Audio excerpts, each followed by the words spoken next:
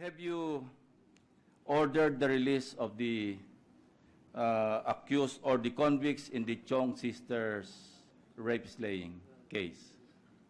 Namely, Asnar, Balansag, Canyo, Alberto Canyo, alias Alan Pahak, Ariel, is this Balansag or Josman Asnar?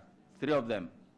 I cannot remember ordering release of, because I do not really distinguish what cases these PDLs. Well, I'll show you the release orders. Signed for by Maria Fe Marquez.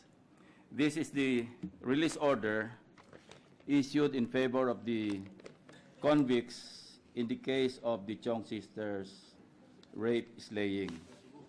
Sa Cebu, yeah. This is a celebrated case, ano? The same thing.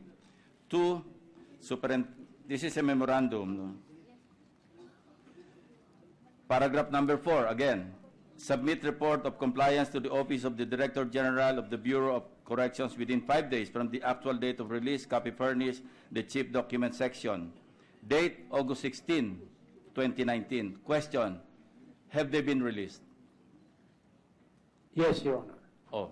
Eh di pareho rin. Yung unang release order kay Sanchez na preempt lang because of the public uproar. But in this case, this one got away because this was dated 4 days before the supposed or the release order signed by you in favor of Antonio Sanchez.